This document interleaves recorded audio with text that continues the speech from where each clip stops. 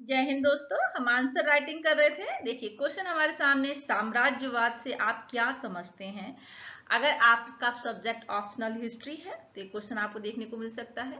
GS paper first में भी question आपको देखने को मिल सकता है।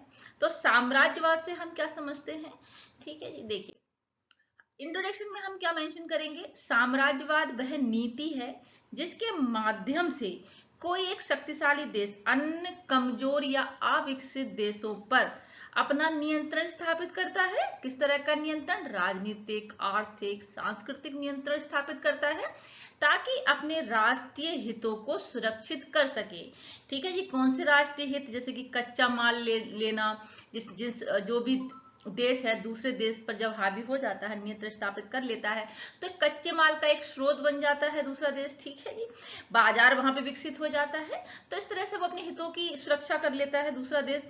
मतलब वह देश जो दूसरे देश पर नियंत्रण कर लेता है तो वो अपने राष्ट्रीय हितों को सुरक्षित कर लेता है। ठीक है जी। तो आप इंट्रोडक्शन में मेंशन कर सकते हैं अपने शब्दों में कि साम्राज्यवाद वह नीति है जिसके माध्यम से कोई शक्तिशाली देश अन्य कमजोर या अविकसित देशों पर राजनीतिक, आर्थिक और सांस्कृतिक नियंत्रण स्थापित करता है ताकि वे अपने राष्ट्रीय हितों को सुरक्षित कर सके।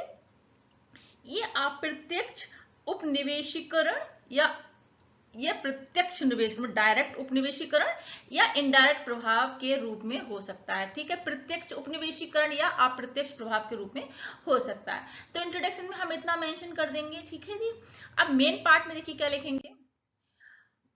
आर्थिक दृष्टि से साम्राज्यवाद का उद्देश्य कच्चे माल, सस्ते श्रम, नए बाजार हासिल करना है। ठीक है जी। साम्राज्यवाद का मेन उद्देश्य क्या होता है, ठीक है जी।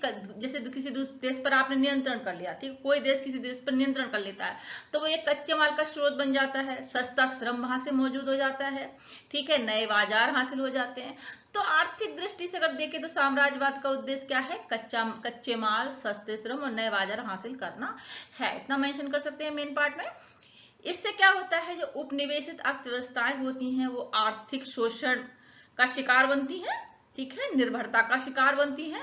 राजनीतिक रूप से स्थानीय शक्ति संरचनाओं को कमजोर करके विदेशी निर्णय निर्माण को थोपता है। मतलब राजनीतिक रूप से ये स्थानीय शक्ति संरचना को क्या करता है, कमजोर कर देता है।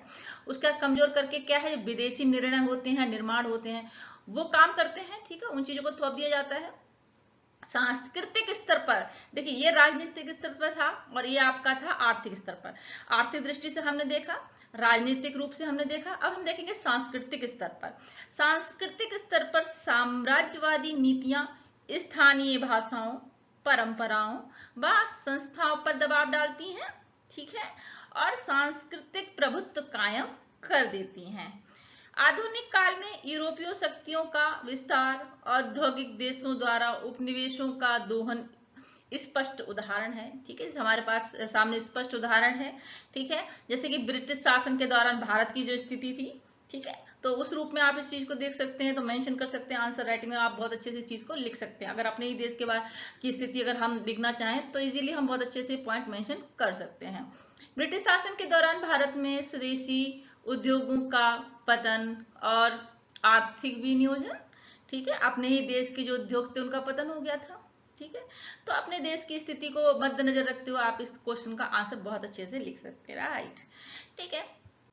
देखिए विश्लेषण, यद्यपि कुछ अवसंरचनात्मक लाभ भी मिले हैं, जैसे कि रेल हो गया, प्रशासनिक प्रणालियां, ठीक है, पर साम्राज्यवाद की मूल प्रकृति शोषणकारी थी। ठीक है, लेकिन मूल प्रवृत्ति क्या थी, शोषणकारी थी। यद्यपि क्या है, हमको रेल वगैरह जो की अंग्रेजों की देन थी। ठीक है, तो ये सब चीजें जैसे कि रेल हो गया, प्रशासनिक प्रणालियां हो गई, ये मिले थे, लेकिन क्या है कि शोषणकारी, उनका सत्ता कैसी थी, शोषणकारी थी। इससे उपजी असमानता और शोषण ने अंततः राष्ट्रवाद और स्वतंत्रता आंदोलन को जन्म दिया। शोषण ने क्या किया, राष्ट्रवाद और स्वतंत्रता आंदोलन को जन्म दिया, जो कि उपनिवेशवाद के अंत का कारण बने। ठीक है, विश्लेषण पे आप इतना मेंशन कर सकते हैं, इजीली कर सकते हैं। राइट, निष्कर्ष क्या निकलता है, समग्रतः साम्राज्यवाद एक बहुआयामी प्रक्रिया है जो आर्थिक लाभ के लिए राजनीतिक व सांस्कृतिक प्रभुत्व स्थापित करती है। इससे दीर्घकालिक परिणाम उपनिवेशित देशों की स्वायत्तता व विकास के लिए नकारात्मक रहे। ठीक है जी। ठीक है जी, समझ में आया निष्कर्ष? मैं एक बार फिर से रिपीट कर देती हूँ।